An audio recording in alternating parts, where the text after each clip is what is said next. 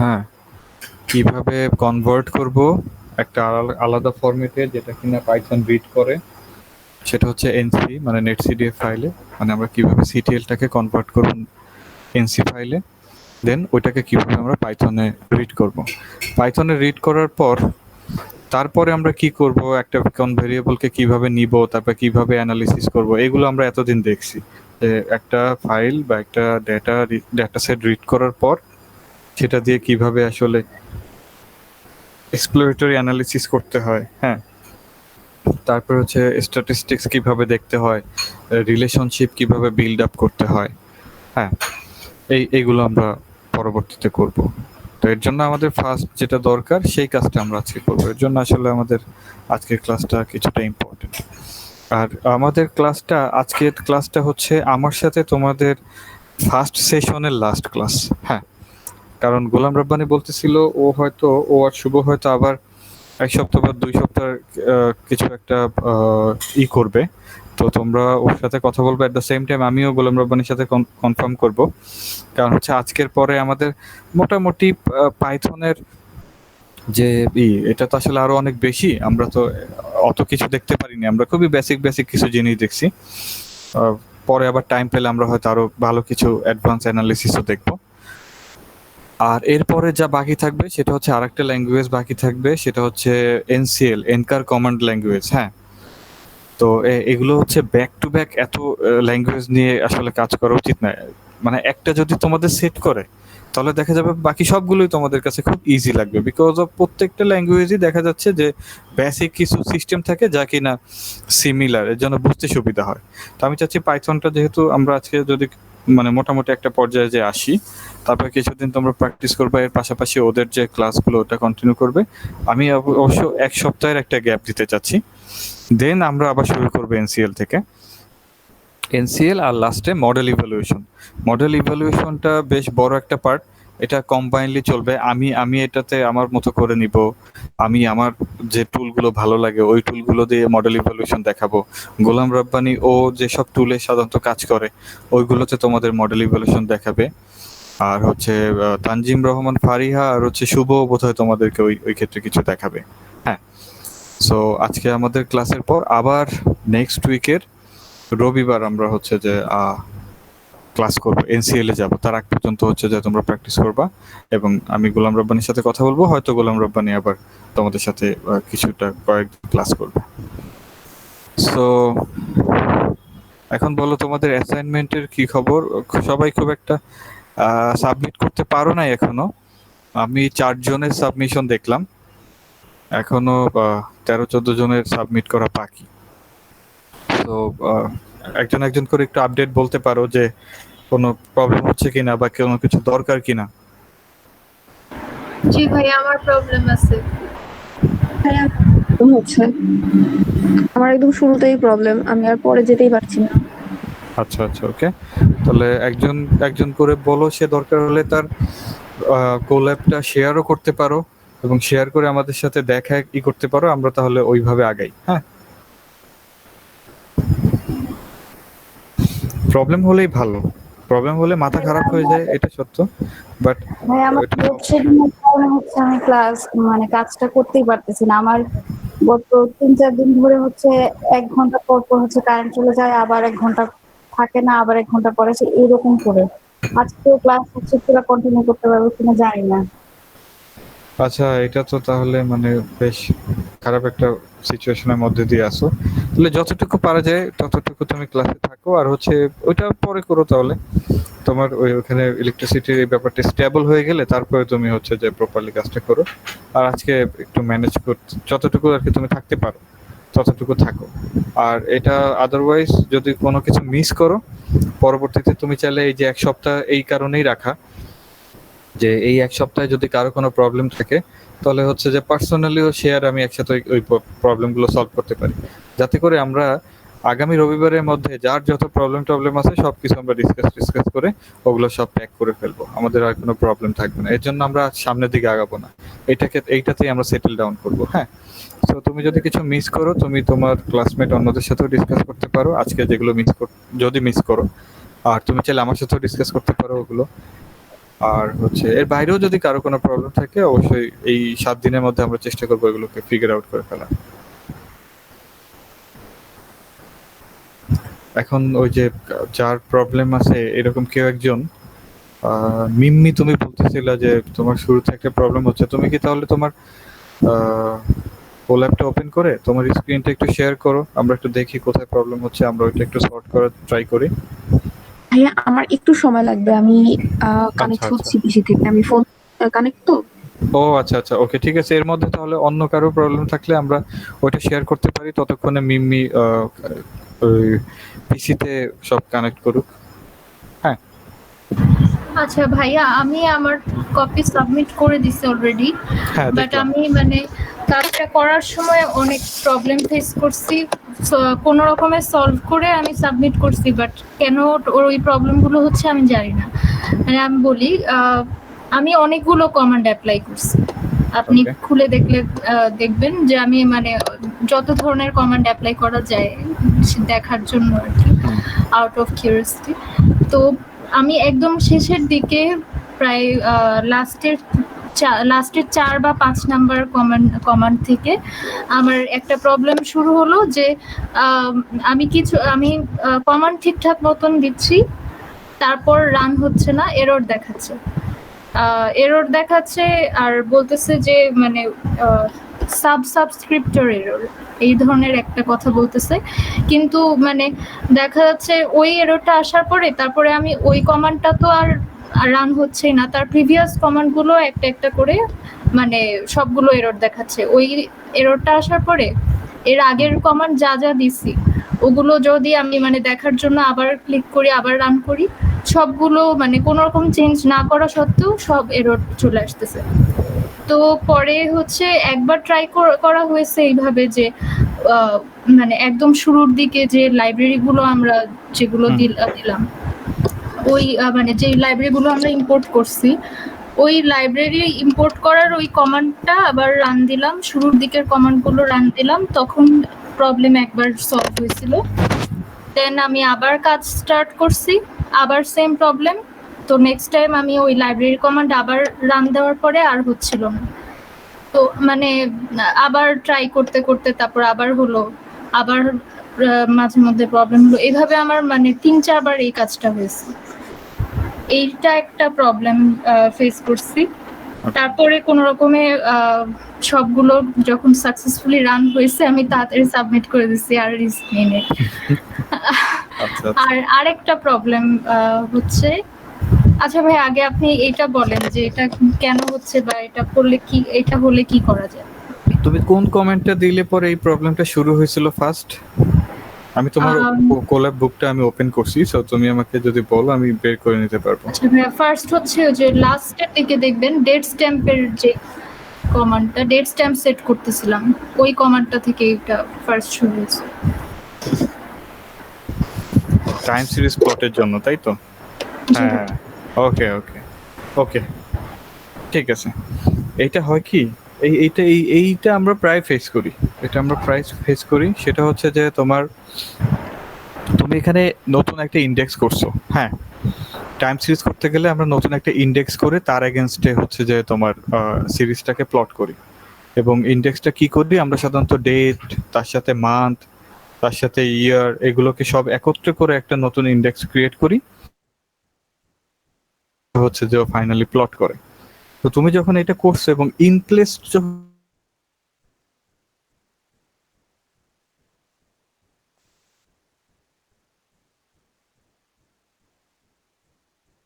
Hello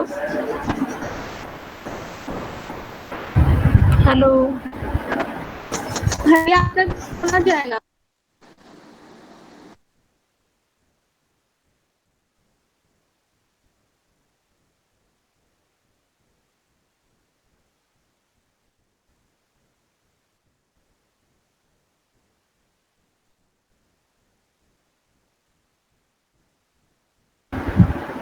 আচ্ছা ভাইয়া কি ডিসকানেক্ট হয়ে গেছে বা কিছু? সাদিক একটা ফোন দিয়ে দেখবি। মোস্ট প্রবাবলি ভাইয়া ডিসকানেক্ট হয়ে গেছে। ভাইয়া তো সেদিনের হয় নাই, ওনাকে তো দেখাচ্ছে। জানি না, ভাইয়া মনে হয় খেয়াল করে নাই যে উনি যে মিউট হয়ে গেছেন। না মিউটও হয় নাই, মনে হয় ডিসকানেক্ট, নেট চলে গেছে হয়তো বা এমন। সাদিক একটা ফোন দে ভাইয়াকে। আমরা কি থাকবো, লাইনেই থাকবো? হ্যাঁ, উনি যে ডিসকানেক্টেড হয়ে গেছে। হ্যাঁ মনে হয় নেট চলে গেছে। ভাইয়া নেট হয়তো স্টেবল না। আচ্ছা আমরা লাইনে থাকি তাহলে। আচ্ছা রেজওয়ানা, তখন ওই যে আমরা যেটা নিয়ে কথা বলতেছি যে -1, আচ্ছা ভাইয়া জয়েন করছে। হ্যাঁ ওটা আমি ভাইয়াকে জিজ্ঞেস করব, আমার অনেকগুলা কোয়েরি আছে। ওই যে সাউদা যে বললো ওইটা তো ঠিক, মানে সাউদা যেটা বলছিল মনে আছে, ওই যে ও যে কমেন্ট মেসেঞ্জারে লিখছিল, আমি দেখি নাই। আমরা যেটা নিয়ে ডিসকাস করতেছিলাম ওরকম টাইপেরই কিছু। আচ্ছা, আমি কি ডিসকানেক্ট হয়ে গেছিলাম? জি ভাইয়া, ও আপনি কতটুকু? হচ্ছে ইনপ্লেস নিয়ে বলতেছিলেন। ওহো, তারপরে তো অনেক কিছু বলছে। আচ্ছা যাই হোক, হ্যাঁ আমার এখানে দেখায় নাই যে আমি হয়ে গেছি, তোমাদের কথা শুনে বুঝলাম এখন। আচ্ছা, সো যেটা হয় যে ইনপ্লেস ট্রু করে দিলে ওটা পার্মানেন্টলি ওই জিনিসটা সেভ হয়ে যায়। তুমি ইন্ডেক্স করছো, তার এগেনস্টে ডাটাটি স্টোর হয়েছে, এখন তোমার ডেটা ফ্রেমটা চেঞ্জ হয়ে গেছে।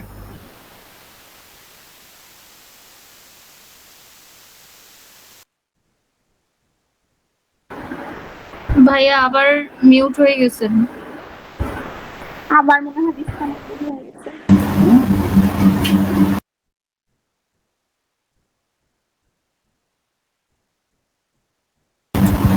ভাইয়ার ওখানে নেট কানেকশন মেবি স্টেবল না, বারবার হয়ে যাচ্ছে, ডিসকানেক্ট হচ্ছে।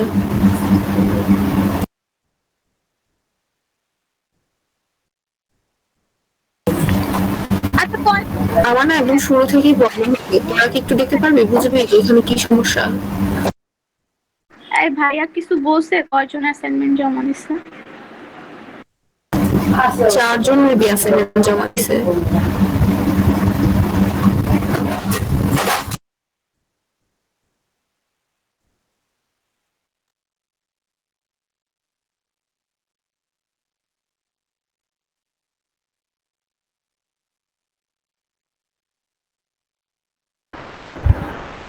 সাদিক কি আছে?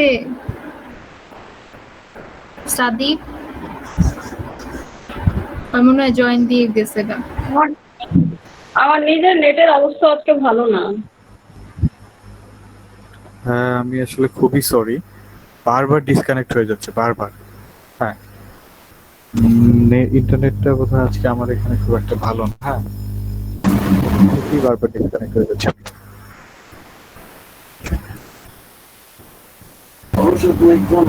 ভাইয়া আমি কি আমার স্ক্রিন শেয়ার করবো? আচ্ছা হ্যাঁ, তুমি তোমার স্ক্রিন শেয়ার করো, ততক্ষণে আমরা আমাদের আগের কনভারসেশনটা কমপ্লিট করে ফেলি। তুমি ততক্ষণ তোমার স্ক্রিন শেয়ার করতে থাকো। সো যেটা বলতেছিলাম যে তো ডেটা ফ্রেমটা চেঞ্জ হয়ে যায় ইনপ্লেস ট্রু করে দিলে, তো তখন আগের কমান্ডগুলো এই কমান্ডের সাথে কোইন্সিডেন্ট করে, হ্যাঁ ম্যাচ করে না, এর জন্য ইরর আসে। সেক্ষেত্রে যদি তুমি আগের কোনো কাজ আবার করতে চাও তাহলে তোমাকে আবার শুরু থেকেই আসতে হবে। লাইব্রেরি ইম্পোর্ট করা লাগে না, লাইব্রেরিটা ইম্পোর্টই করা থাকে, বাট তারপর থেকে লাইক ডেটাটা আবার নতুন করে রিড করা, এই জাতীয় কাজ করতে হয় সাধারণত। হ্যাঁ তো এইরকম তাহলে কি ইরর মাঝে ভাই- মাঝে তো হ্যাঁ মানে হ্যাঁ, বলো। ইনপ্লেসটা দেওয়ার পরে তারপরে কি আবার আমার ওই ফাইলটা রিড করা দরকার ছিল? হ্যাঁ তুমি হচ্ছে যে আবার যদি তুমি রিড করে আবার কাজ করতে তাহলে দেখতে যে আবার সব হচ্ছে। হ্যাঁ নতুন করে যদি আবার তুমি রিড করতে।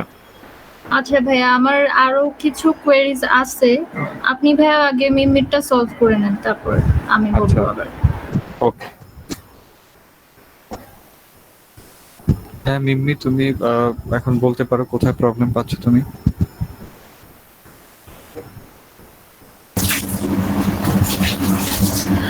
ভাইয়া আপনার এখানে আমি এটা যখন নিয়েছি, আমারটা যেটা আমি যখন ট্রাই করছি, তো আমার এখানে এরকম ভাবে লেখা আসতেছে যে নেমডিএফ ইজ নট ডিফাইন্ড।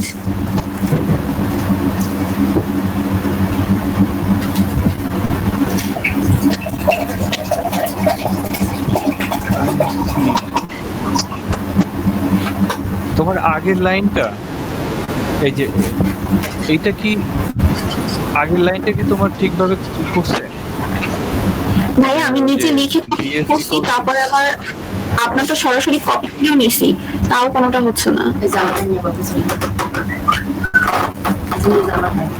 আচ্ছা আচ্ছা, তুমি কি ডেটাটা আপলোড করে দিছিলা?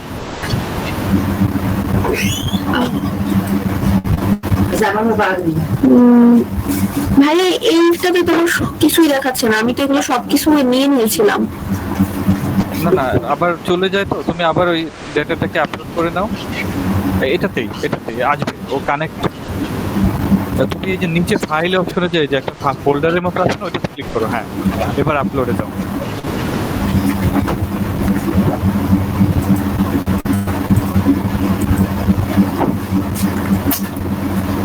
হ্যাঁ, এখানে আছে, এখানে অলরেডি আছে। তাহলে তুমি প্রত্যেকটা আবার নতুন করে রান দাও তো, আরেকবার করে জি ভাইয়া, আবার করে রান করো।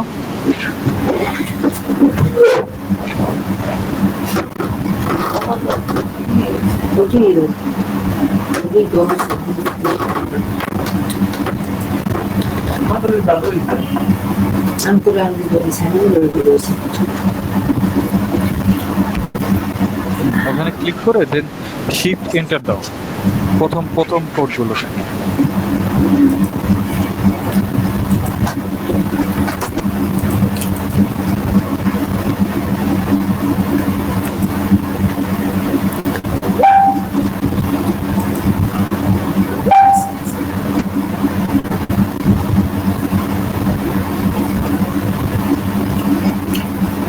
ভাই এই ডাটাগুলোই তো, এগুলোই তো লাগবে নাকি আরো কোনো কিছু লাগবে?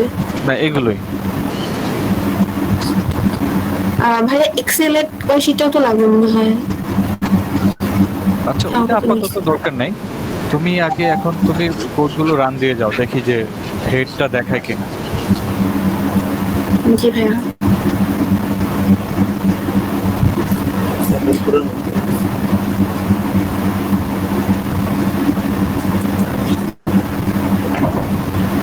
না, ফার্স্টে প্রথম দুইটা রান দিয়ে আসো, প্রথম দুইটা, উপরে দুইটা রান দাও। হ্যাঁ।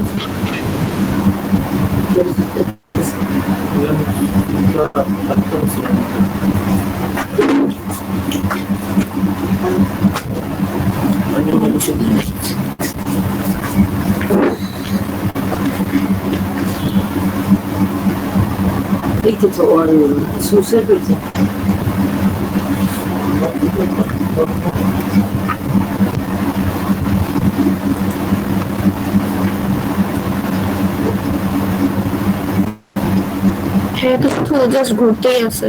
হ্যাঁ হ্যাঁ, ওইটা একটু সময় নিচ্ছে। আচ্ছা, নেই এবার বোধহয়, না এখনো ঘুরতেছে।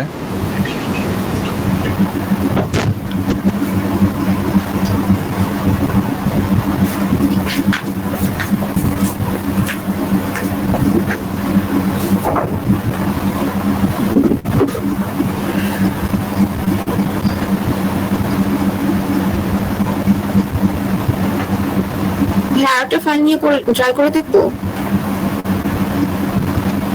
আচ্ছা, তুমি প্রথমে ইম্পোর্ট, ওখানে কি লিখছো? ইরর আসছে এখানে, ওই প্রথমটা ইম্পোর্ট পাইথন লাইব্রেরিজ। না না, ওটা তো হচ্ছে যে তোমার লাইন। হ্যাঁ, না, আপনার এখান থেকেই তো কপি করে নিয়েছি, এটা আমি নিজে লিখছি, তারপরে এটাই কপি করে আমার। হ্যাঁ। আচ্ছা, তাহলে আবার যাও তো ওখানে, আবার রান দাও এটা। এবার এটার মতো তো সমস্যা লাইনটা রান দাও। না, এটা কিছু এখানে সত্যি প্রবলেম হয়েছে।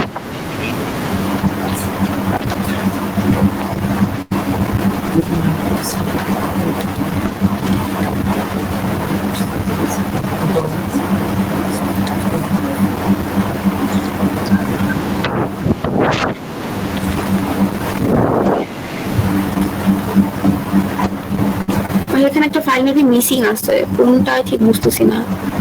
লাইন 3 তে।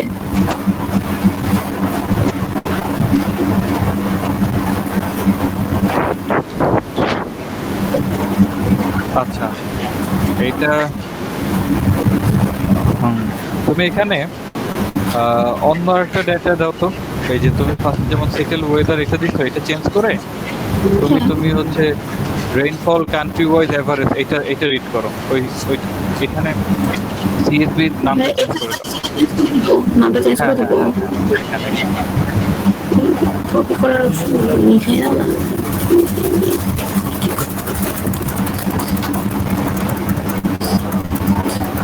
তো ওখান থেকে কপি করে আনতে পারবা ওখানে। আচ্ছা এখান থেকে কপি করার অপশন কি? যাও, ওই যে রিনেম ফাইল দাও, এবার কপি করো।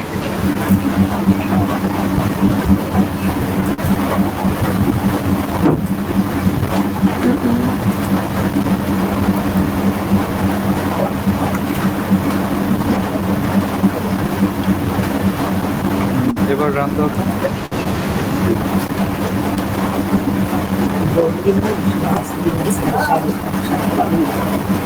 হ্যাঁ হয়েছে এটা। এবার df.head হ্যাঁ এবার আসছে। ওয়েদার ডাটাটা মেবি কোনো প্রবলেম ছিল। ওই ডেটাটা বোধহয় কোনো একটা প্রবলেম হয়েছে, অথবা ওই রকম প্রবলেম হলে ওইটা ফিক্স করার ওয়ে আছে। হ্যাঁ এটা বোধহয় আমি কোনো নোটবুকে দেখাই নি। এটা কি ফিক্স করবো? ওইটা আমি দেখাচ্ছি। হ্যাঁ ওইটা আমি দেখাচ্ছি। আমি এখন যে তোমাদেরকে আজকে যে নোটবুক দেখাবো ওইখানে আমি দেখাই দিব না। হ্যাঁ এখন তুমি অন্যান্য কাজ করতে পারবো। ওইটা অ্যাকচুয়ালি ডেটা প্রবলেম। এরকম হলে তুমি অন্য ডেটা নিয়ে কাজ করবা বা এরকম ভাবে ট্রাই করবো অন্য একটা দিয়ে, দেখবা যে হয় কিনা।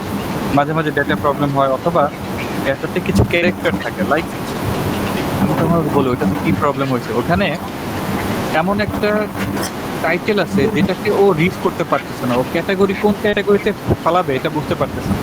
ধরো রিলেটিভ হিউমিডিটি, পাশে ব্র্যাকেটে দেওয়া আছে পার্সেন্টেজ। এখন এই যে পার্সেন্টেজের যে কোডটা, ওটা ওর কাছে ইউনিক মনে হয়। হ্যাঁ, এবং এইটাকে ও কিভাবে রিড করবে এটা বুঝতে পারে না, তখন ও আসলে এরর দেখে। এখন এই যে ইউনিক কোডগুলো কিভাবে রিড করতে হয়, এটার আবার আলাদা একটা কোড আছে। কোডের সাথে ওই একই কোড pd.read_csv, তারপর ব্র্যাকেটে ওইটার নাম, তার সাথে আর একটু অ্যাড করে দিতে হয়। হ্যাঁ, ওইটা আমি তোমাদেরকে এখন দেখাচ্ছি, সমস্যা নেই। ওকে ভাইয়া, এখন নিবি আর প্রবলেম হবে না।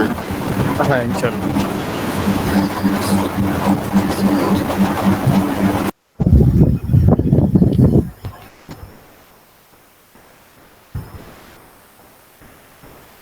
আচ্ছা, তাহলে এরপরে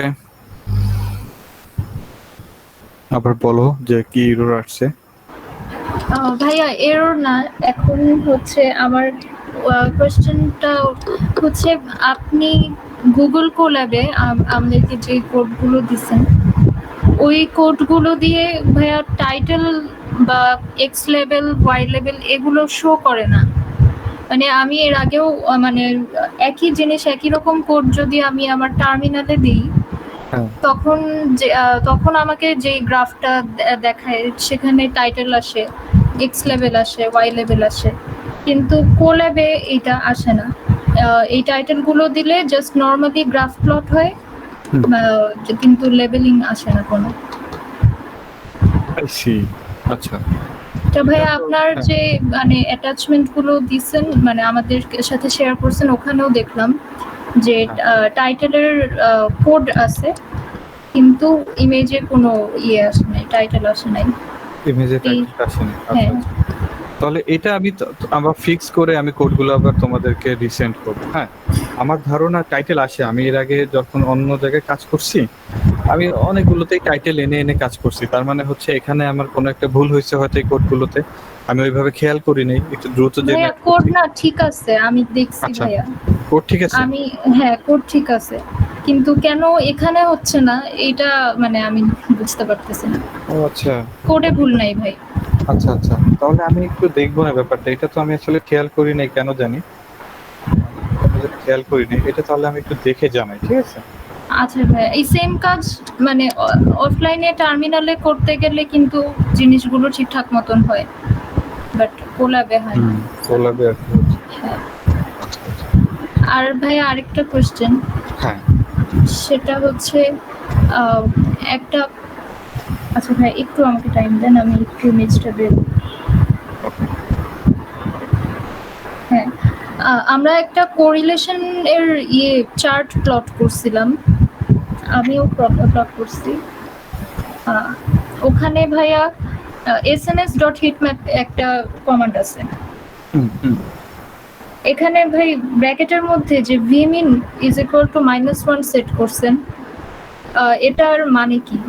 এটা আমি -2 -3 তারপর 1 2 3 এভাবে দিলে দেখা যায় যে ওই কালার বার্ডের মধ্যেই ওই রেঞ্জের মধ্যে কালার গুলো চেঞ্জ হতে থাকে, কিন্তু মানে এটা কিসের বেসিসে চেঞ্জ হয়?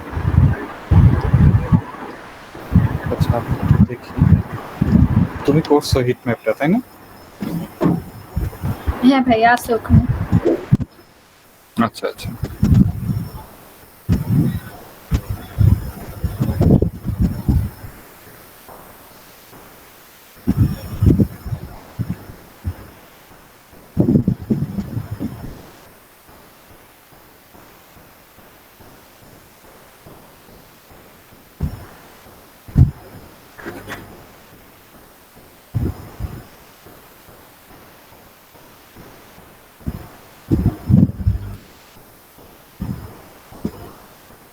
আচ্ছা, এখানে যে ভ্যালু মিনিমাম আছে এই জায়গাটাতে -1 দেয়া তোমার।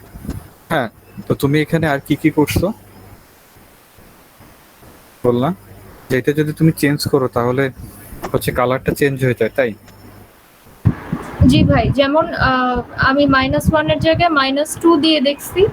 তো এখানে যেমন আপনার কম্বিনেশনটা, এক মিনিট, মানে এখানে রেড থেকে ব্লু পর্যন্ত মানে সব ধরনের কালারই আছে মোটামুটি, মানে অল ওভার 50% করে সবগুলো কালারই আছে, কভার করতেছে। হুম তো -2 সেট করলে যেটা হয় যে ম্যাক্সিমাম হচ্ছে রেডিশ হয়ে যায়, মানে রেডের শেডগুলো পাওয়া যায়। আবার 1 সেট করলে ম্যাক্সিমাম ব্লু এর শেডগুলো পাওয়া যায়, পুরাটাই অলমোস্ট ব্লুইশ হয়ে যায়।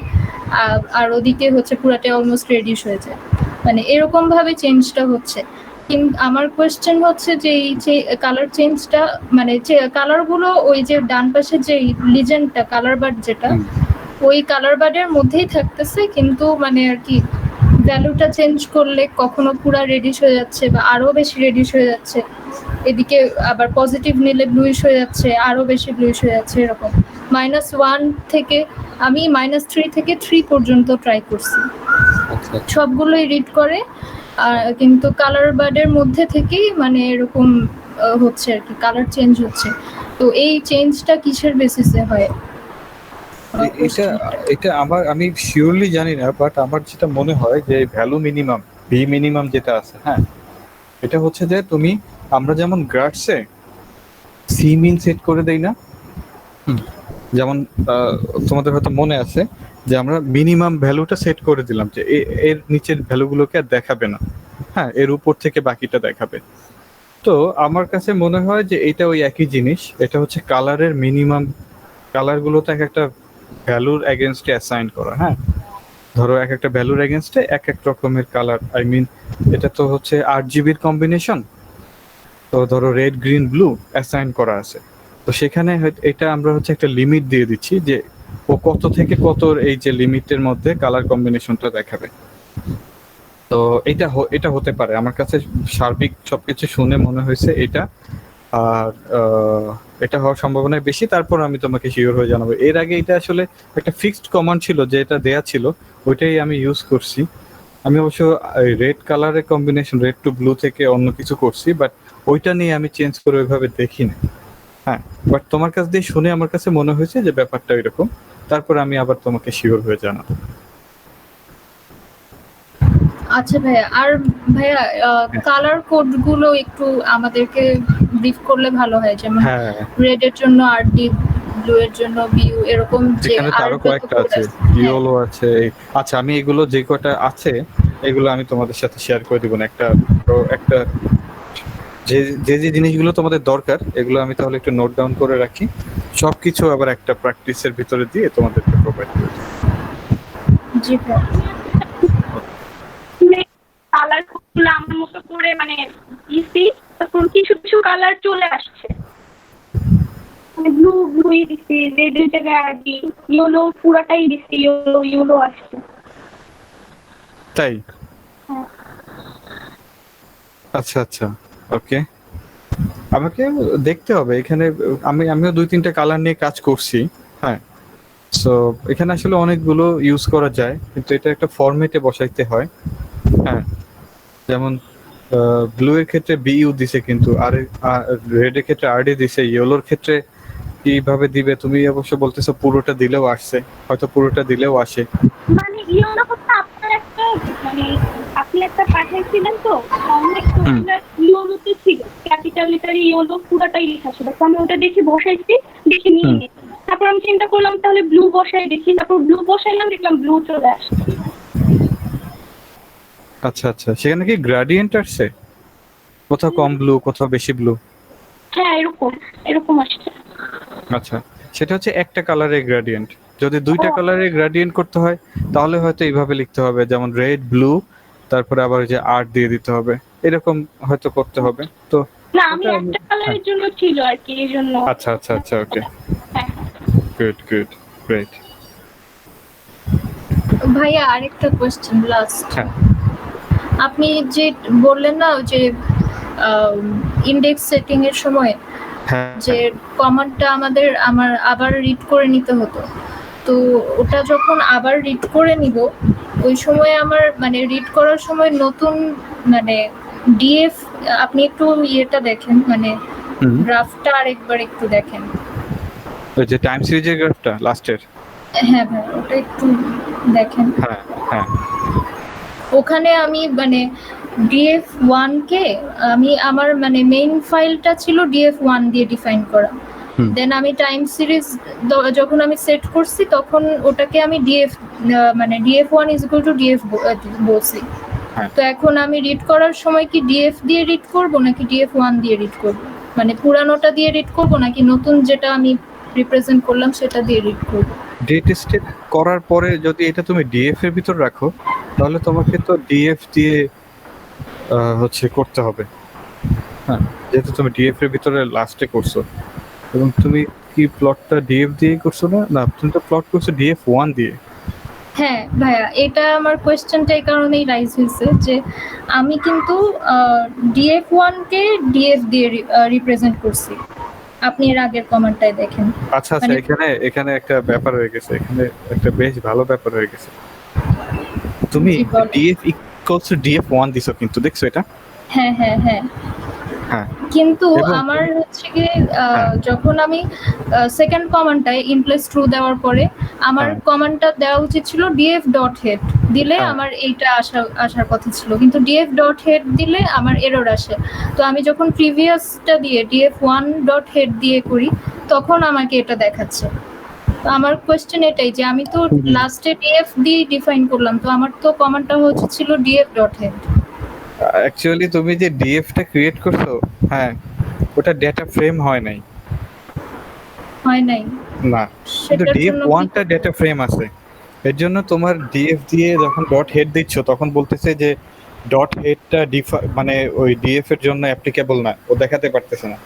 হ্যাঁ কিন্তু হ্যাঁ তুমি ওই কাজটা ঠিকই ডিএফ ওয়ান এর ক্ষেত্রেই করছো, তুমি ওই ডিএফ ইকুয়ালস টু দিয়ে দেখাইছো ঠিকই, বাট তুমি করছো কি, কমান্ড দিছো DF one dot set index, তুমি কিন্তু ডিএফ ওয়ান এর ইন্ডেক্সটা সেট করে দিছো। তাহলে আমার এটাকে আবার সেকেন্ড টাইম ডিএফ দিয়ে ডিফাইন না করলেও হতো। হ্যাঁ, আমি যদি এটা দিয়ে থাকি তাহলে হয়তো আমার ওই জায়গাটাতেই ভুল ছিল।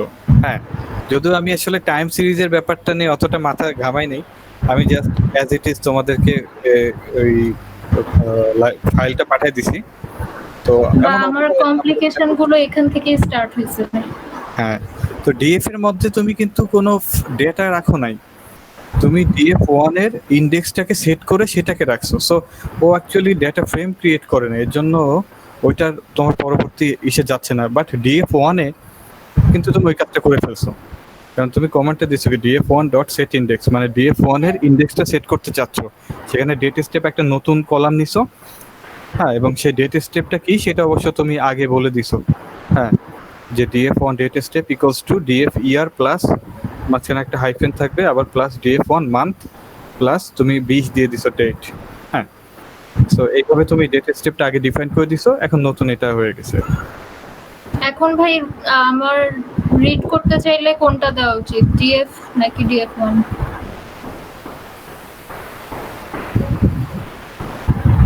এখন তোমার ডিএফ এর ভিতরে কিছুই নাই, তুমি আসলে এটা না রাখলেও পারতা। হ্যাঁ, like df equals to df1 dot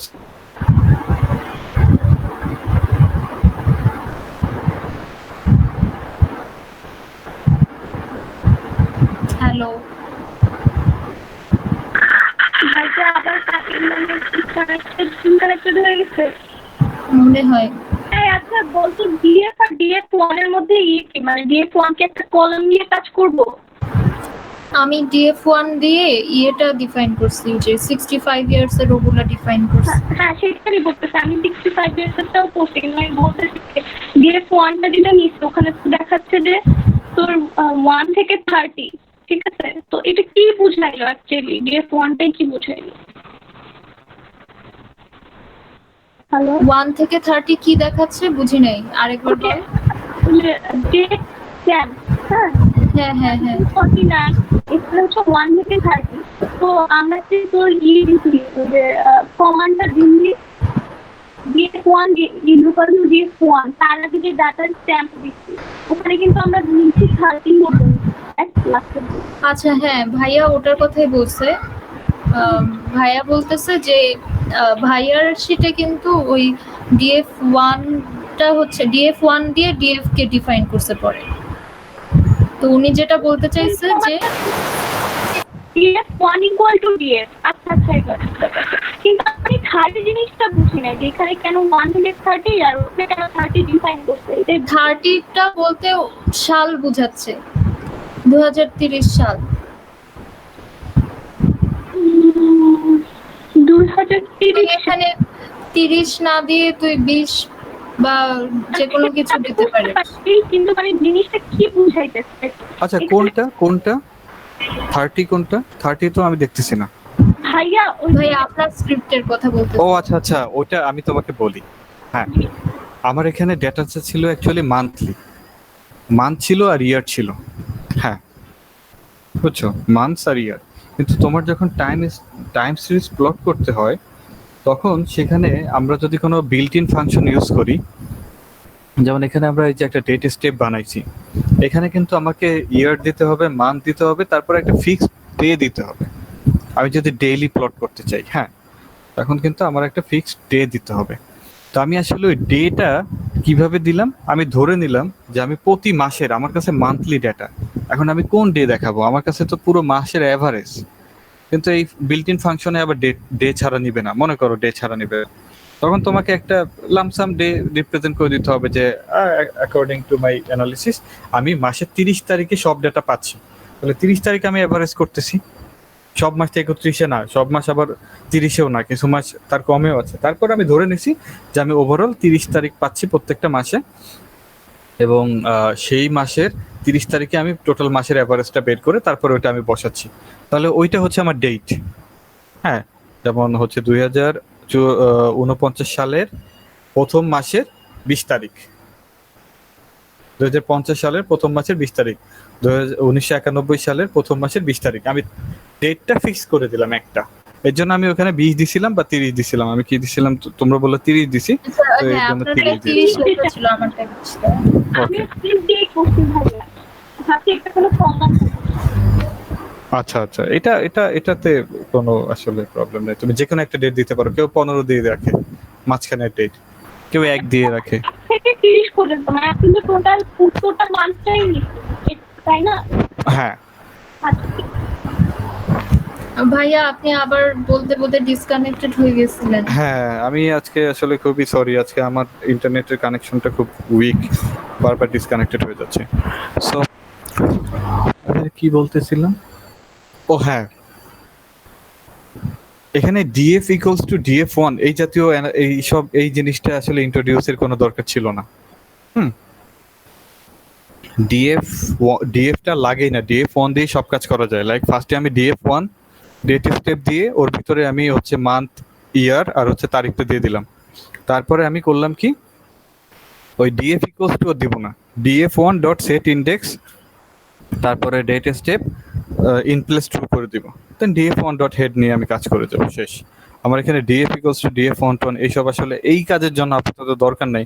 ওইটা হয়তো অন্য কোনো কাজের প্ল্যান করা হয়েছিল দেখে ওইভাবে রাখা হয়েছে বা কিছু একটা। আমি কি আবার ডিসকানেক্ট হয়ে গেছি? না ভাইয়া ঠিক আছে। ও আচ্ছা আচ্ছা, ওকে। হুম।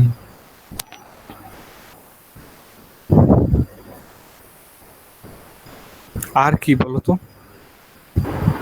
আরেকটা কোয়েশ্চেন ছিল, আমি ভুলে গেছি ভাই। আচ্ছা, তাহলে মনে করতে থাকো আস্তে আস্তে।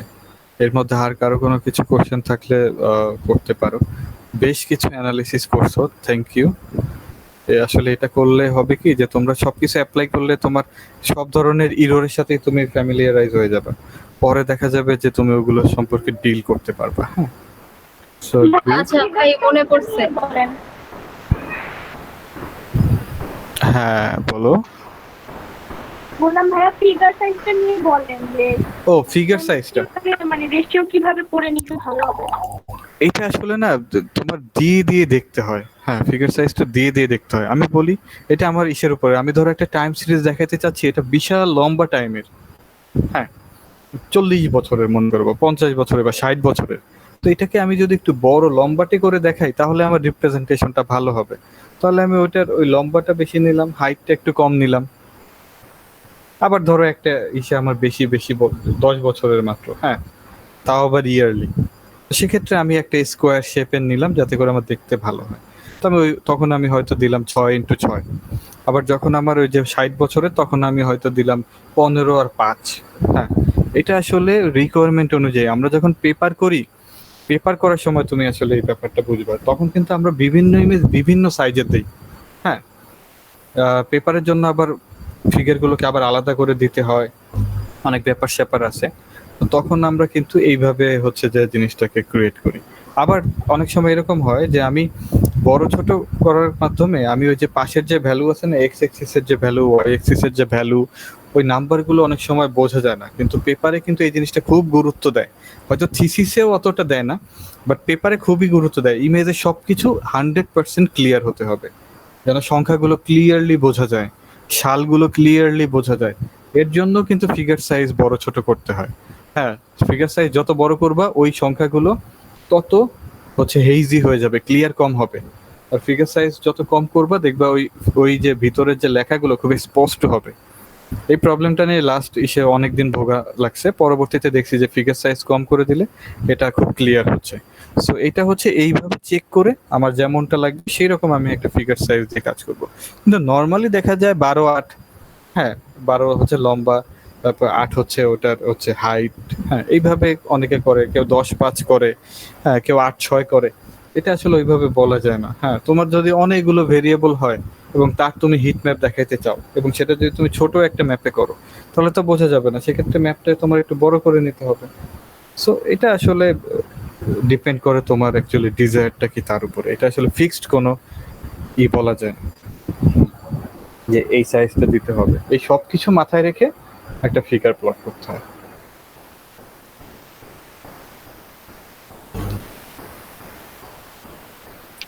ভাইয়া আমার একটা কোয়েশ্চেন ছিল। লাইন প্লটে হচ্ছে গিয়ে আমি চাচ্ছিলাম যে মানে একই গ্রাফে ম্যাক্সিমাম টেম্পারেচার মিনিমাম টেম্পারেচার দুইটার গ্রাফ একসাথে দেখাবো, কিন্তু ভাইয়া ওটা আমি করতে পারিনি। ওইটা ভাইয়া কিভাবে করবো ইয়ারের এগেনস্টে? মানে ওয়াই এক্সিসে হচ্ছে ম্যাক্সিমাম টেম্পারেচার মিনিমাম টেম্পারেচার দুইটার জন্য দুটো আলাদা গ্রাফ থাকবে, মানে একই গ্রাফে দুইটা প্লট থাকবে। এটা ভাইয়া কিভাবে দেখাবো? হ্যাঁ, এটা দেখানো যায়, এটা দেখানো যায়। এটা এইরকম কোনো কিছু বোধহয় আমি তোমাদেরকে সেন্ড করি নাই, বাট এটা খুব ইজিলি দেখানো যায়। আমি তাহলে এটা এটা কিভাবে করবা, লাইক ধরো তুমি দিছো হচ্ছে এসএনএস লাইন প্লট, হ্যাঁ, তারপরে এক্স এ দিছো ইয়ার, ওয়াই এ দিছো ধরো রিলেটিভ হিউমিডিটি। হ্যাঁ, আবার তুমি নিচে ওইটাই দিবা এসএনএস লাইন প্লট, এক্স এ দিলা ইয়ার, ওয়াই এ দিলা রেইনফল। হ্যাঁ, আবার ডেটা কোনটা বলে দিলে, data equals to DF, data equals to DF. তুমি এর মধ্যে আরেকটা দেখাতে চাও তাহলে আবার নিচে যাবা, নিচে যে আবার দিবা ওই প্লটের মধ্যে SNS dot line plot, X এ দিলা ইয়ার, ওয়াই এ দিলা তুমি হচ্ছে প্রেশার। হ্যাঁ, আবার কমা দিয়ে ডেটা ইকুয়ালস টু তুমি দিয়ে দিলা ডিএফ। তার মানে তুমি যতগুলো দেখাতে চাও ততবার তুমি এসএনএস ডট লাইন প্লট লিখে তার মধ্যে ব্র্যাকেটের ওই এটাকে কি বলে আর্গুমেন্ট গুলো ফুলফিল করবা। তুমি কি বুঝতে পারছো আমি কি বলছি? হ্যাঁ ভাইয়া বুঝতে পারছি, মানে ওটাকে repeat করলেই এক্সটা হবে। সেম থাকবে আর হ্যাঁ। বাকি জাস্ট ওয়াই এর গুলো আমি চেঞ্জ করব চেঞ্জ করতে সেম লাইনে। বুঝতে পারছি ভাই। ভাইয়া, হ্যাঁ আমার কোয়েশ্চেন হচ্ছে এই যে সাউদা যে প্রবলেমটা বললো, এটার সাথে যদি এখন আবার আমি লেবেলিং করার জন্য মানে সি বর্ণের সাথে সাথে একই গ্রাফে কি আমি ম্যাটপ্লটলিব ইউজ করতে পারবো?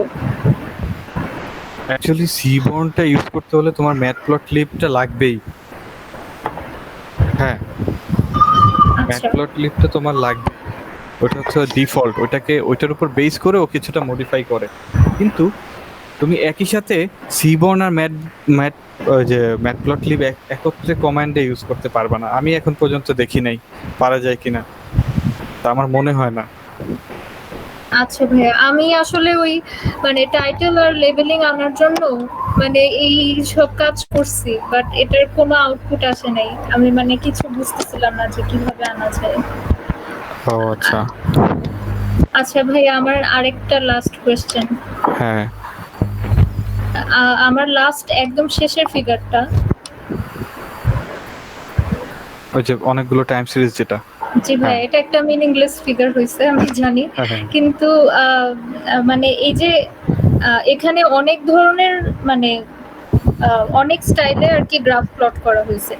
এতগুলো লিজেন্ডের জন্য অনেকগুলো স্টাইল মেনটেন করে এখানে গ্রাফ প্লট করা হয়েছে। তো এখানে কি এরকম কোনো ওয়ে আছে যে আমি হচ্ছে গিয়ে কোন লিজেন্ড গুলো স্পেসিফিক্যালি দেখাতে চাই কোন প্লট দিয়ে, সেটা যদি ডিফাইন করে দিতে পারতাম, এটা কি করা যায়? আর এই যে বাম পাশে যে লিজেন্ডটা আসছে, এই লিজেন্ডটা আনার জন্য তো আমি কোনো কমান্ড দেই নাই, তারপরেও আসছে। আর যদি আবার এর আগের প্রিভিয়াস যে গ্রাফগুলো, ওগুলোতে কোনো লিজেন্ড আসে নাই। তো লিজেন্ড আনার জন্য কি কমান্ড, আর এই জিনিসগুলো স্পেসিফাই করে দেওয়ার জন্য কি কমান্ড? আমি তো এতগুলো লিজেন্ড আলটিমেটলি প্লট করতে চাইও নাই, তো এটা মানে কিভাবে সর্ট আউট করব? যেমন এখানে তুমি দিয়ে দিছো df1.plot, তার মানে df1 এর মধ্যে যা যা আছে সব চলে আসছে। এখন তুমি যদি এখান থেকে তুমি যদি দেখা যাচ্ছে যে এতগুলো ভেরিয়েবল না নিয়ে তুমি 4টা ভেরিয়েবল প্লট করবা, তাহলে তুমি df2 ক্রিয়েট করবা, df2 এখানে আবার ডেটা স্লাইসিং করবা। হ্যাঁ স্লাইসিং করে তোমার যেটা যেটা লাগবে, যেমন ইয়ার মান্থ এগুলো ধরো তোমার লাগবে না, এগুলো তুমি ফালাই দিবা, এগুলো তো আসলে মিনিংলেস, কারণ তোমার কাছে এখন ডেট স্টেপ আছে। হ্যাঁ মানে ইয়ার মান্থ আর ডেট একত্রে তুমি একটা ইন্ডেক্স করে ফেলছো, দেন তুমি ইয়ার মান্থ এটা থেকে তার দরকার নেই, এইগুলো সব ফালাই দিবা। তোমার লাগবে রেইনফল, তোমার লাগবে হচ্ছে যে রিলেটিভ হিউমিডিটি, তোমার লাগবে ম্যাক্সিমাম টেম্পারেচার, তোমার লাগবে মিনিমাম টেম্পারেচার। তো ডেটা স্লাইসিং করে তুমি মাত্র df2 এর ভিতরে এই 4টা সাথে তুমি ডেট স্টেপ রাখবা, তাহলে তোমার এই যে আবার নতুন ডেটা ফ্রেম ক্রিয়েট হয়ে গেল df2, যার ভিতরে এই 5টা জিনিস আছে। তখন তুমি df2.plot দাও, তখন দেখবা যে তুমি অটোমেটিক্যালি হচ্ছে যে ওই 5টাকে প্লট করতে পারতেছো। এটা হচ্ছে একটা ওয়ে, এটাই যে একমাত্র ওয়ে তা না, এটা হচ্ছে একটা ওয়ে। এর বাইরেও অনেক ভাবে করা যায়। বললাম আমরা পাইথনে যে কাজগুলো করি এগুলো অনেক ওয়ে আছে ডিফারেন্ট ভাবে করার। এইখানে যে ফাংশন দিয়ে তুমি প্লট করছো, এখানে হচ্ছে যে তোমার ওই যে বিল্ট ইন লিজেন্ড দেখাবে, কিন্তু উপরে যখন তুমি প্লট করছো তুমি তো ওই ফাংশন দিয়ে করো না, তুমি এসএনএস দিয়ে করছো। এর জন্য কিন্তু তোমার কি হয়েছে যে তোমার ওইখানে লিজেন্ড আসে নাই। এসএনএস দিয়ে যখন করো তখন লিজেন্ড দেখানোর অন্য ওয়ে, সেটা আমি তোমাদেরকে ভুলবশত দেই নাই, আমি ওটা তোমাদেরকে পাঠাবো নেক্সটে অবশ্যই, যে সেক্ষেত্রে লিজেন্ড কিভাবে দিতে হয়। হ্যাঁ বাট ওয়ে আছে আলাদা। আবার এখানে তুমি করছো কি df.plot অপশন দিয়ে করছো ডিরেক্ট প্লট। হ্যাঁ তখন কিন্তু ও হচ্ছে যে এই অপশনের মধ্যে ও লিজেন্ডটা ডিফল্ট দিয়ে আছে, এর জন্য দিয়ে দিছে। সো এইটা আস্তে আস্তে তোমরা বুঝবা যে তোমরা কোন কাজের জন্য কোন ভাবে প্লট করতে হবে। হ্যাঁ জি ভাই। বাট আমি খুবই ইমপ্রেসড তোমাদের অ্যাক্টিভিটিতে, তোমরা অনেক কিছু এক্সপ্লোর করছো এবং লাইক আমি মানে অ্যামিউজড হয়ে গেছি তোমাদের অ্যাক্টিভিটিতে। আইদার তোমরা আগে দিয়ে অনেক ভালো প্রোগ্রামিং পারতা, আদারওয়াইজ তোমরা অনেক এফোর্ট দিয়ে বেশ মানে তোমাদের 2-3 ব্যাচে এই তোমরা মানে মোটামুটি যেভাবে কোশ্চেন করতেছো বা অ্যান্সার অনেকে ডিসকাস করতেছো, এইরকম প্রোগ্রামিং জানে না কেউ। সিরিয়াসলি হ্যাঁ কেউই জানে না। So congratulation. এটা ওইরকম প্রোগ্রামিং না, এখানে জাস্ট কিছু ডেটা অ্যানালিসিস করতেছো, বাট আমাদের সেক্টরে এইটাই অনেক।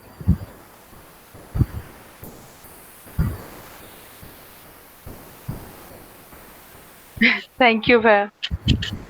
Any time.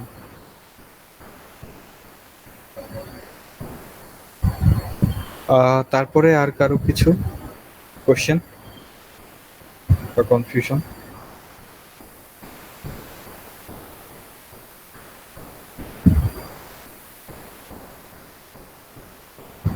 আচ্ছা, তোমরা তাহলে মনে করতে থাকো। আমি একটা প্রবলেম ফেস করছিলাম। হ্যাঁ, প্লিজ প্লিজ। আমি বেসিক্যালি যে কাজটা করার চেষ্টা করছি ওই যে হিউমিডিটির ডেটা এভারেজ ডেটা আর রেইনফলের এভারেজ ডেটার মধ্যে হচ্ছে কোরিলেশন দেখানো, তারপরে ওই যে ওই সম্পর্কগুলো দেখানোর চেষ্টা করছি। তো এখন দুটো আলাদা আলাদা ফাইল, তো দুটো আলাদা আলাদা ফাইলের জন্য আসলে দেখা যায় তো দুটো আলাদা আলাদা হচ্ছে ডেটা ফ্রেম হতো।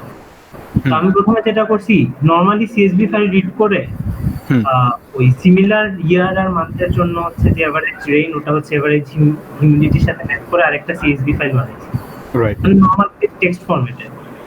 তারপর ওই সিএসভি ফাইল যখন হচ্ছে আবার ওই পান্ডা দিয়ে হচ্ছে রিড করতে গেলাম, তখন যে ঝামেলাটা হলো, সে সবাইকে হচ্ছে টেক্সট আকারেই রিড করছিল, মানে সবগুলা ডেটা টাইপ হচ্ছে অবজেক্ট হয়ে যাচ্ছে, অবজেক্ট হয়ে গেছে। হ্যাঁ, তো এখন হচ্ছে আমি কোনোভাবেই হচ্ছে এটাকে ওই নিউমেরিক্যালে কনভার্ট করতে পারছিলাম না।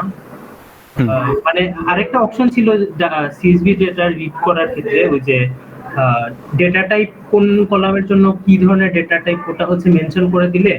আচ্ছা আচ্ছা। কিন্তু তারপর ওখানে এরর দেখাচ্ছিল যে কি বলে, স্ট্রিং থেকে ফ্লোটে অথবা ইন্টিজারে হচ্ছে পার্স করতে পারছিল না।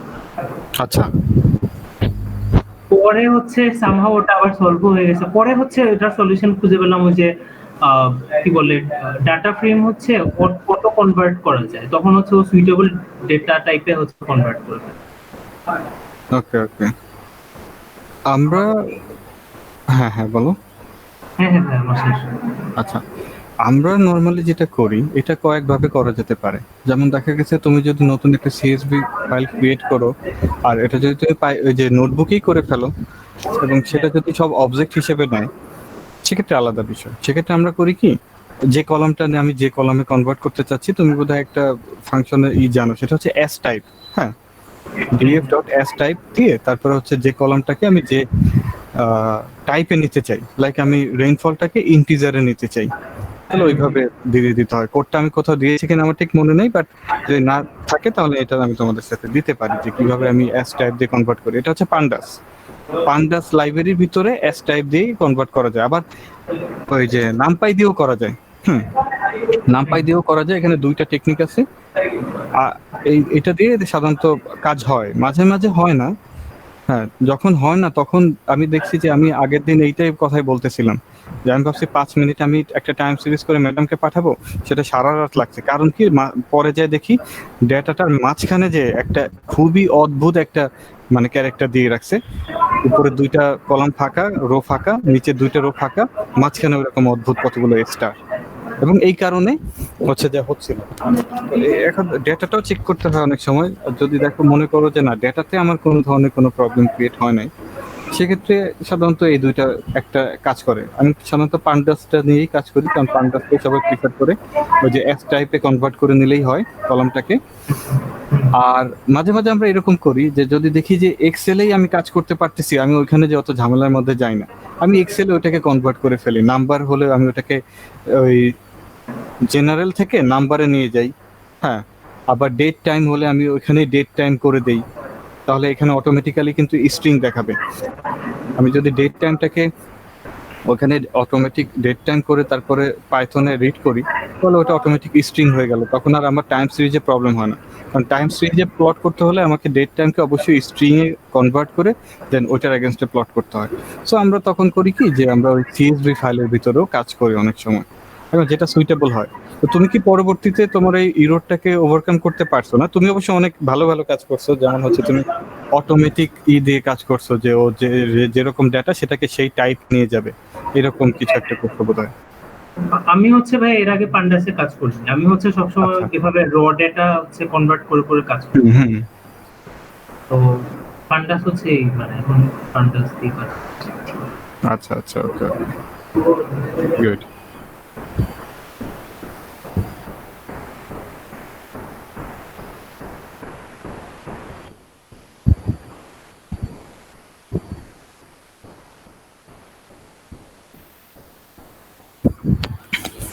ওকে, তাহলে আমি আবার একটু প্রেজেন্টে যাই। হ্যাঁ, আজকে অবশ্য আমাদের কাজটা খুব ছোট।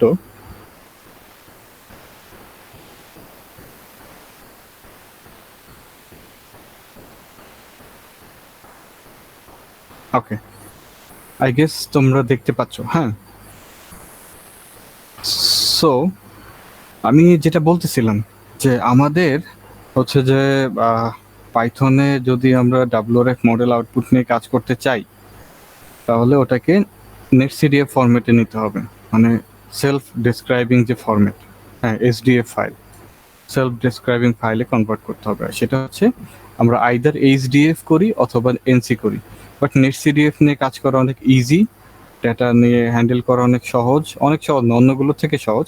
এর জন্য আমরা সাধারণত হচ্ছে যে তোমার নেটসিডিএফ এ কনভার্ট করি। তো ধরো তুমি WRF রান দেওয়ার পর তুমি WRF আউট পেলা, ওটাকে তুমি পোস্ট প্রসেসিং করলা ARW পোস্ট দিয়ে, তারপরে তুমি পেয়ে গেলা হচ্ছে CTL আর ডেট ফাইল। হ্যাঁ, তুমি ওখান দিয়ে কিছুটা হচ্ছে যে তুমি গ্রাফস দিয়ে ভিজুয়ালাইজ করলা। এখন তোমার কিছু অ্যানালিসিস করার জন্য পাইথন লাগবে, অথবা পরবর্তীতে NCL শিখবে, NCL লাগলো, R লাগলো। বাট তুমি যদি ওই নেটসিডিএফ ফাইলটাকে এক্সেলে কনভার্ট করতে পারো বা CSV তে কনভার্ট করতে পারো, তাহলেই তো হয়ে গেল। এখন তুমি ওইটা দিয়ে যা খুশি তাই করতে পারবা। তো ওইটা কিভাবে করতে হয়? তো ফার্স্টে আমাদেরকে কি করতে হবে, আমাদের CTL ফাইলটাকে কনভার্ট করে নেটসিডিএফ মানে .nc করতে হবে। তো এইটা আমরা সাধারণত করি উবুন্টুতে CDO। হ্যাঁ, CDO হচ্ছে একটা টুল, এটা আরো অনেক কিছু করা যায়। আমি এখন শুধুমাত্র তোমাদেরকে এই ডেটা কনভার্সনটাই দেখাবো। ক্লাইমেট ডেটা মানে বিগ ডেটা নিয়ে কাজ করা, বিগ ডেটা বলতে অবশ্য অন্য অন্য অনেক ডাইমেনশন বোঝায়। আমি বলবো বিগ অ্যামাউন্টের ডেটা, হ্যাঁ বিগ ডেটা না বলে বিগ অ্যামাউন্টের ডেটা নিয়ে আমরা যখন কাজ করি, ক্লাইমেটিক ডেটা নিয়ে, তখন সব থেকে প্রিফারেবল যে টুলটা সেটা হচ্ছে CDO, climate data operator, CDO। এটা খুব কমন, এটা লাগেই। হ্যাঁ, এবং এটা দিয়ে অনেক বড় বড় কাজ খুব সিম্পলি করে ফেলা যায়। লাইক আমি তোমাদেরকে বলতেছিলাম যে ধরো তুমি পুরো ডেটাটাকে এখানে আনবা, হ্যাঁ আইনে তারপরে কাজ করবা।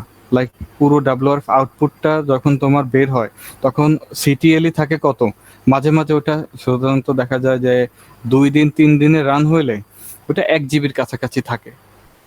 তাহলে পুরো 1 জিবি ডেটা নিয়ে যদি তুমি পরবর্তীতে ওটাকে CSV বানাও, তাহলে ওটা 10 জিবি হবে।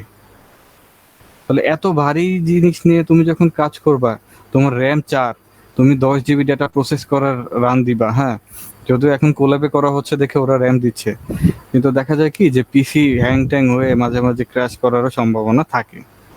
তো এর জন্য আমরা করি কি, CDO দিয়ে যে ভেরিয়েবল গুলো আমার লাগবে, লাইক 148টা ভেরিয়েবল আমার সব লাগবে না, আমার লাগবে 3টে ভেরিয়েবল, আমি CDO দিয়ে ওই ভেরিয়েবল গুলোকে কেটে নিয়ে আসতে পারি।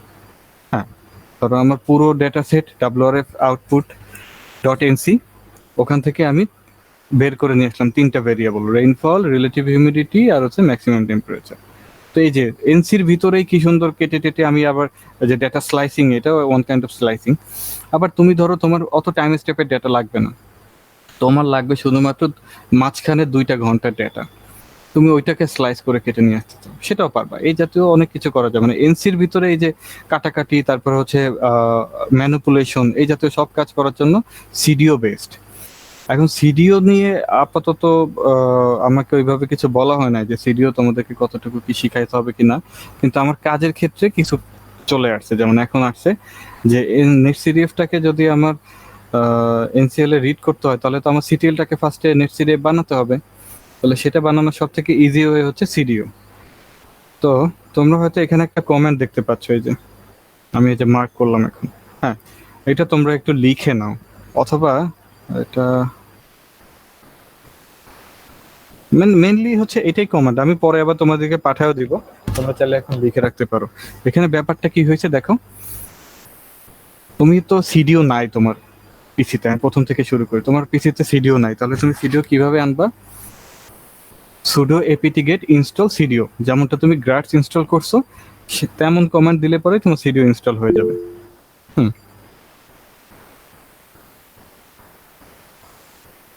আচ্ছা, আমাকে শুনতে পাচ্ছ তোমরা সবাই, তাই না?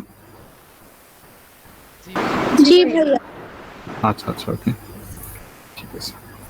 তো যেটা বলতেছিলাম যে pseudo apt get install cdo, এটা যখন তুমি তোমার উবুন্টুতে টার্মিনালে যে লিখবা, এক্সিকিউট করবা, দেখবা যে কিছু সময় নেবে এবং ইয়েস নো বলবে, তুমি ওয়াই চাপ দিয়ে দিলা, তাহলে হচ্ছে যে ও সিডিও ইনস্টল করে ফেললো, দেন তোমার কাজ শেষ, সিডিও ইনস্টল শেষ। দেন তুমি করবা কি যে এই যে এই কাজটা করবা, ধরো তুমি তোমার বাইনারি ডাটা লাইক সিটিএলটাকে যদি আমি ইন এ শর্ট বলি, ওটা হচ্ছে একটা বাইনারি ডাটা, কারণ তোমার ডট ডেটের মধ্যে যে ডাটাটা আছে ওটা 0 আর 1 দিয়ে রিপ্রেজেন্ট করে পুরোটা। হ্যাঁ, তো আমি বাইনারি ডাটাটাকে এনসিতে কনভার্ট করব। কমান্ডটা কি?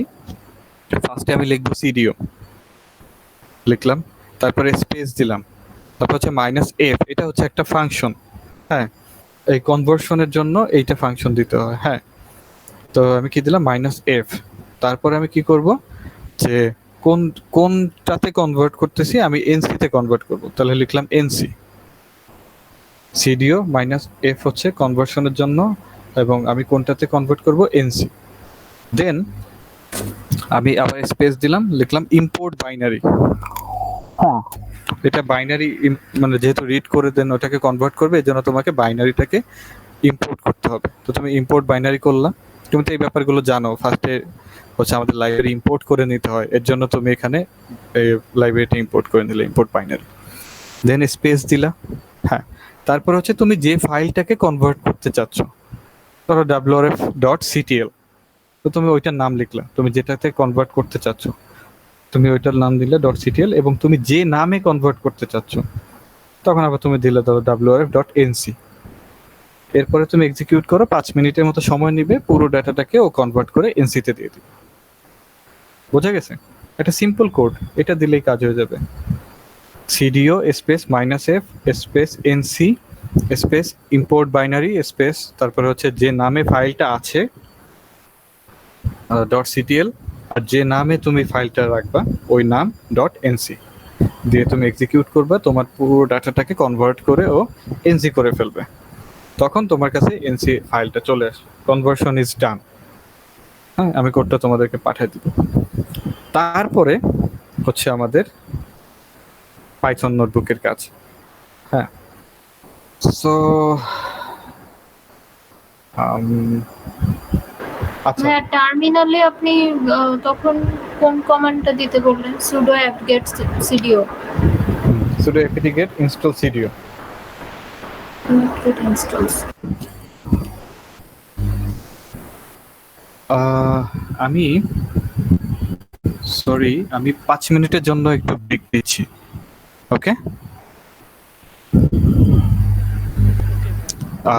4:25 আমরা আবার শুরু করবো। আমার হয়তো আর 10 মিনিট লাগবে, কিন্তু সরি, আমাকে 5 মিনিটের জন্য একটু ব্রেক নিতে হচ্ছে। ওকে, তোমরা কি শুনতে পাচ্ছ? জি ভাইয়া।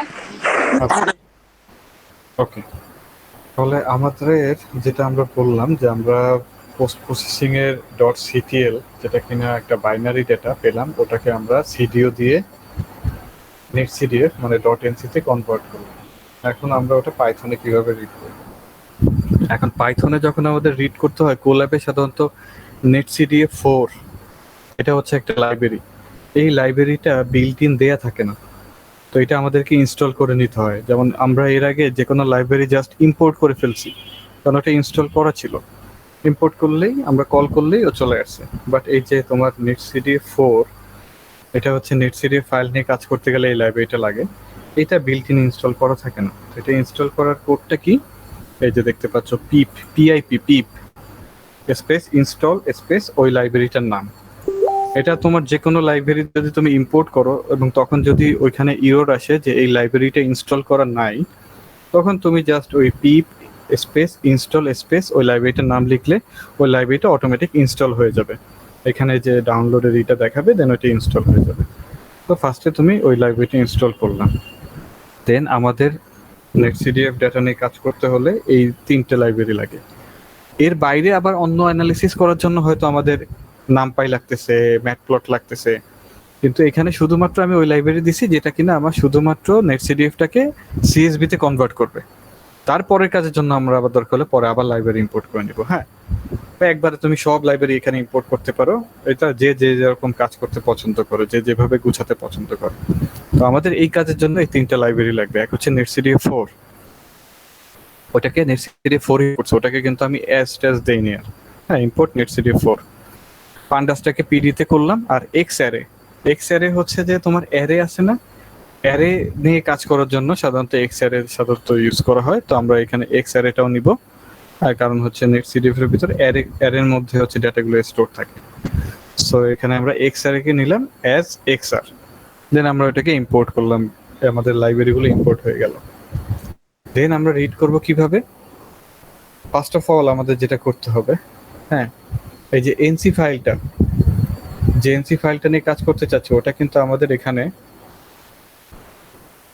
আসতেছে, আপলোড করে নিতে হবে।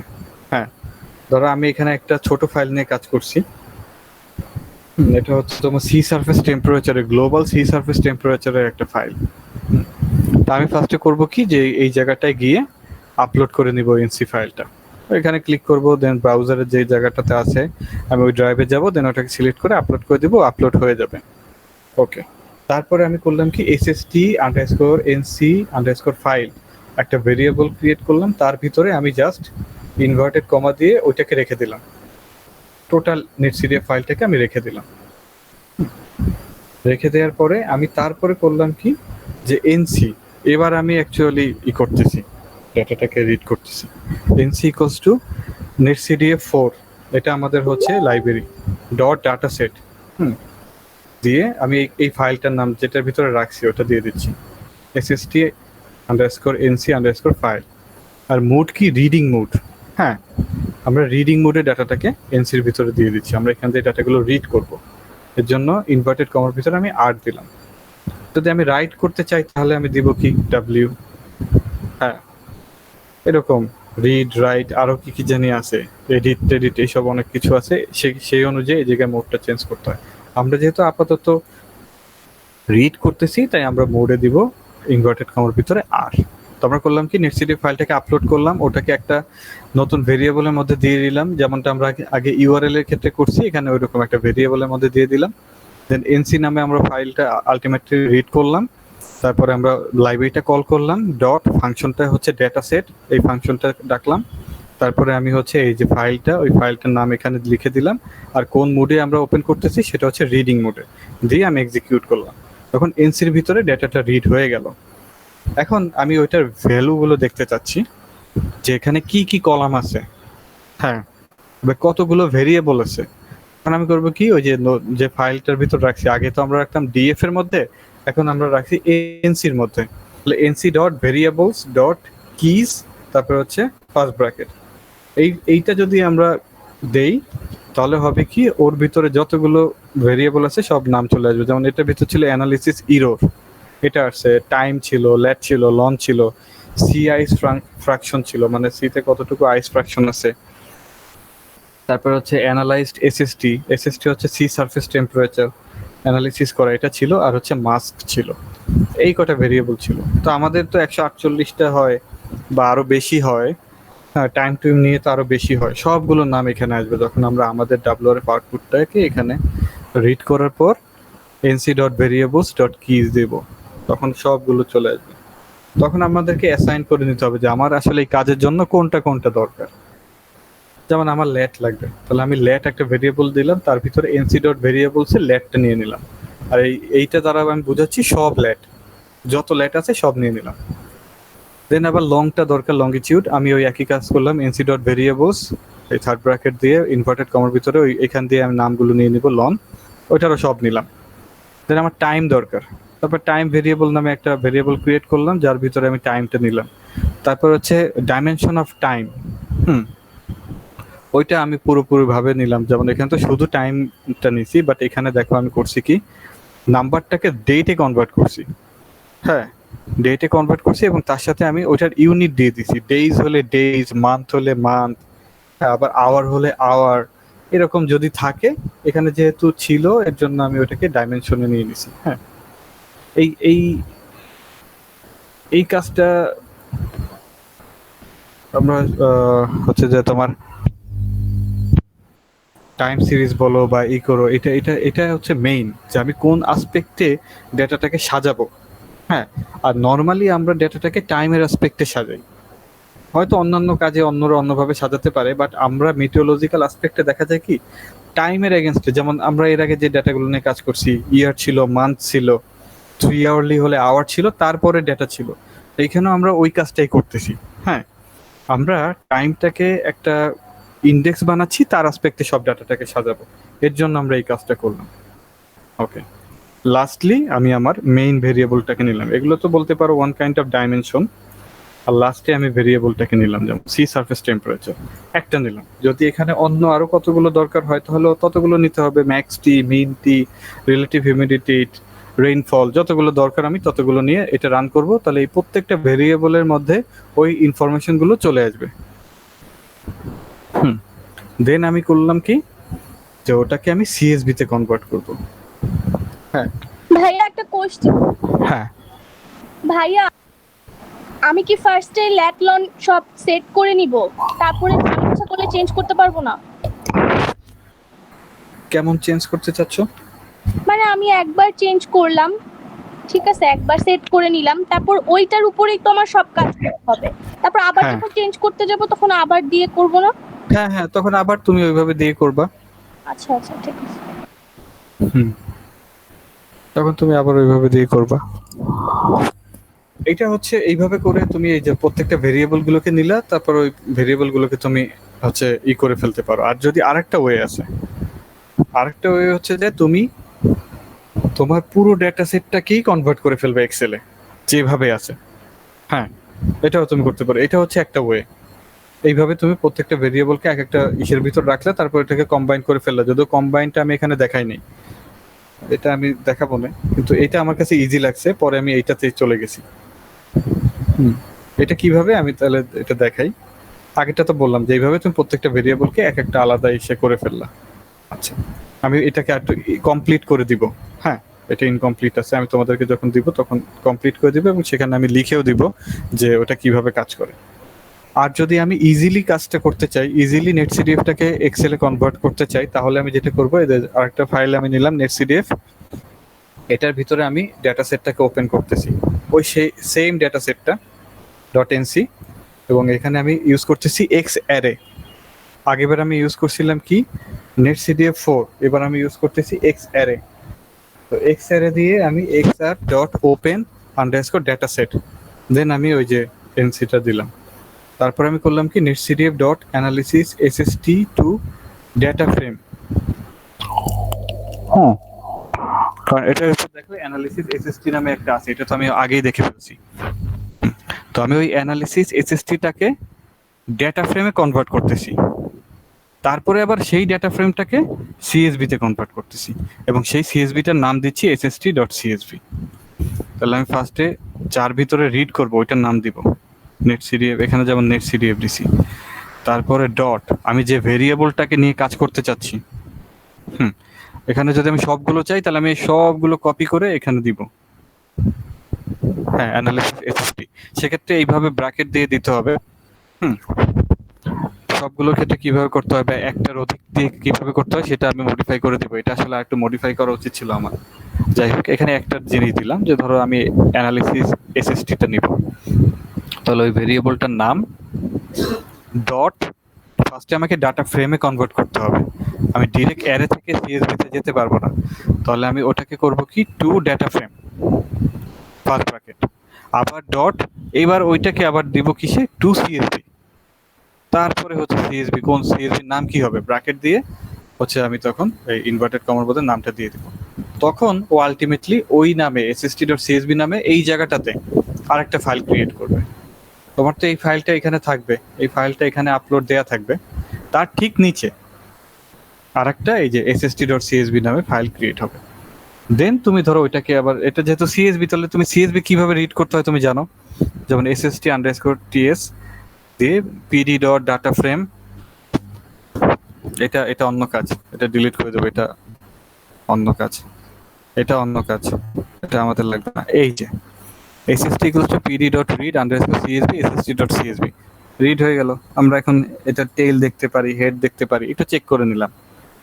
এই যে ধরো তোমার টাইমটা দেয়া আছে, দেখছো এটা টাইমটা খুব ভালোভাবে দিছে। 18 সালের 12 তারিখের 12 মাসের 31 তারিখের 12 ঘন্টার ল্যাট লং দেয়া আছে, অ্যানালিস্ট এসএসটিটা দেয়া আছে, এইভাবেও দেখা দিচ্ছে। তারপরে ওইটাকে নিয়ে তুমি যেভাবে কাজ করতে চাও, ওটার কোরিলেশন করবা বা ওইটার কোনো লাইক প্লট করবা, টাইম সিরিজ করবা, it's up to you. So এইভাবে আমরা হচ্ছে নেটসিডিএফটাকে এক্সেল এ কনভার্ট, এক্সেল অথবা সিএসভি তে কনভার্ট করে ফেলতে পারি। হ্যাঁ, বোঝা গেছে? আমার কাছে এটা খুব ইজি মনে হয়েছে দেখে আমি এটাতে গেছি। এটা আসলে দরকার নেই, এটা খুব ঝামেলার। প্রত্যেকটা ভেরিয়েবলকে আলাদা করতে হয়, দেন ওইখান থেকে আবার এটাকে কনক্যাট করতে হয়, মানে কম্বাইন করতে হয়। বাট এটাতে এক্স অ্যারেতে এটা লাগে না। এক্স অ্যারেতে ইজিলি যে ভেরিয়েবলটাকে চাই, যে কয়টা ভেরিয়েবলকে চাই, সেগুলো সব ও ডিরেক্ট ডাটা ফ্রেমে যায়, ওখান থেকে আবার তোমার সিএসভি তে কনভার্ট হয়ে যায়। তো এটা খুব ইজি। আরে জিনিসটা কি? ও অ্যারে হচ্ছে কি, অ্যারে হচ্ছে তোমার ডেটা ফ্রেমের যদি শুধুমাত্র একটা কলাম নাও না, জাস্ট একটা কলাম নিলা, বুঝছো, আর কিছু নাই, মানে শুধুমাত্র একটা কলাম, ওইটাকে অ্যারে বলে। আর যখন মাল্টিপল কলাম থাকে তখন ওটাকে ম্যাট্রিক্স বলে। ডাটা ফ্রেম কিন্তু ওয়ান শর্টস অফ ম্যাট্রিক্স, পুরো ম্যাট্রিক্স বলা যাবে না, ওটা হচ্ছে matrix one sort of, row আছে, কলাম আছে। আর অ্যারে হচ্ছে শুধুমাত্র একটা কলাম অথবা একটা রো।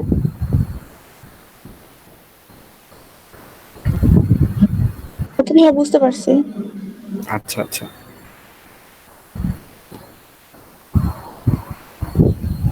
সো এই ছিল হচ্ছে আমাদের কাজ।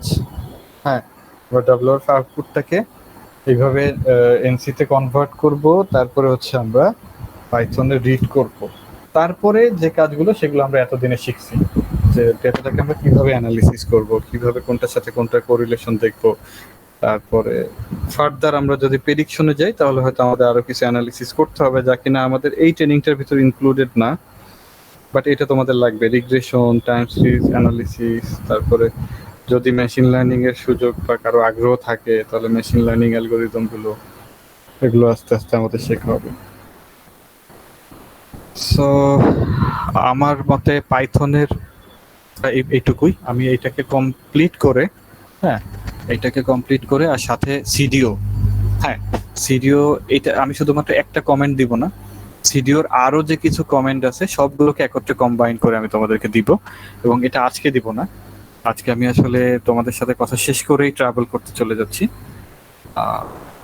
সো আজকে আমি ইসে থাকবো, জার্নিতে থাকবো সারা রাত। আমি কালকে তোমাদেরকে এগুলো সবকিছু প্রোভাইড করবো।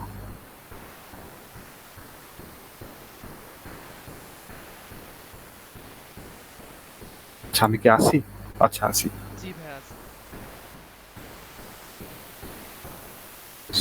সো এইটা ছিল আজকের মতো আলোচনা। আর হচ্ছে মিম্মি, তুমি একটা জিনিস বলছো যে DF third bracket inverted comma T max তারপর ডট ডি টাইপ, এটা তোমাকে এই কমেন্টটা কাজ করছে না, বিকজ অফ আমার মনে হয় তোমার ওই ভেরিয়েবলের ভিতরে টি ম্যাক্স নামে, মানে ওই ডেটা ফ্রেমের ভিতরে টি ম্যাক্স নামে কোনো ভেরিয়েবলই নাই, এর জন্য হয়তো কাজ করতেছে না। সো তুমি আগে দেখে নাও তুমি যে ডাটাটা রিড করছো তার ভিতর কোন কোন, কারণ আমি তো ডাটা চেঞ্জ করেছিলাম। চেঞ্জ করে দিয়েছিলা, রাইট রাইট রাইট রাইট, ওকে। সো তখন কাজ করবে আই গেস।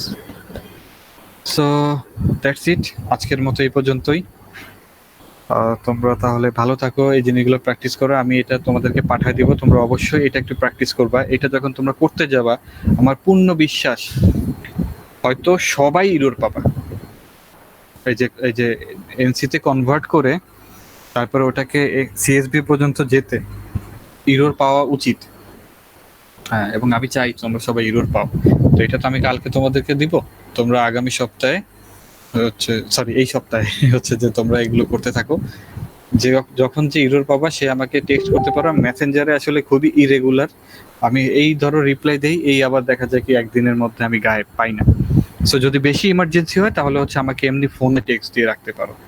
আর মেসেঞ্জারে আমি যদি থাকি তাহলে অবশ্যই আমি ইমিডিয়েট রিপ্লাই করে দিব। ভাইয়া আপনাকে মেসেঞ্জারে নক দিছিলাম আমি আরো 2-3 দিন আগে।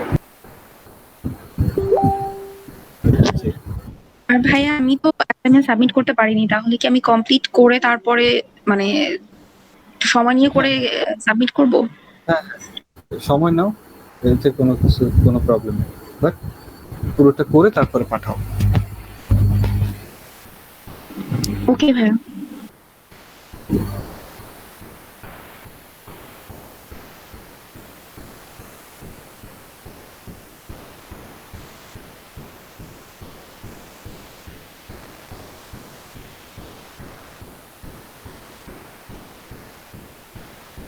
আছেন?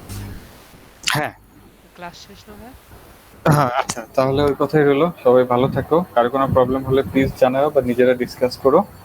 আর হচ্ছে যে আমি কালকের মধ্যে আজকে যেগুলো দেখালাম এগুলো শেয়ার করে দিব। আর হচ্ছে নেক্সট উইকে আমরা আবার হচ্ছে যে এইভাবে নেক্সট রবিবার থেকে হয়তো আমরা আবার শুরু করব। আমি গোলাম রব্বানির সাথে যোগাযোগ করব, তোমরাও একটু গোলাম রব্বানির সাথে কথা বলতে পারো যে তোমাদের আমার সাথে এক সপ্তাহের একটা গ্যাপ, এর মধ্যে গোলাম রব্বানি যদি কোনো কিছু কন্ট্যাক্ট করতে চায় ও কন্ট্যাক্ট করতে পারে। ওকে, জি ভাই। আচ্ছা ঠিক আছে, তাহলে তোমরা সবাই ভালো থাকো, আমার জন্য দোয়া করো আর সাবধানে থাকো। আপনিও ভালো থাকবেন। আল্লাহ হাফেজ। আল্লাহ হাফেজ। ইনশাআল্লাহ, থ্যাংক ইউ। আসসালামু আলাইকুম ভাইয়া। ওয়ালাইকুম আসসালাম ওয়া রাহমাতুল্লাহ। ভাইয়া একটা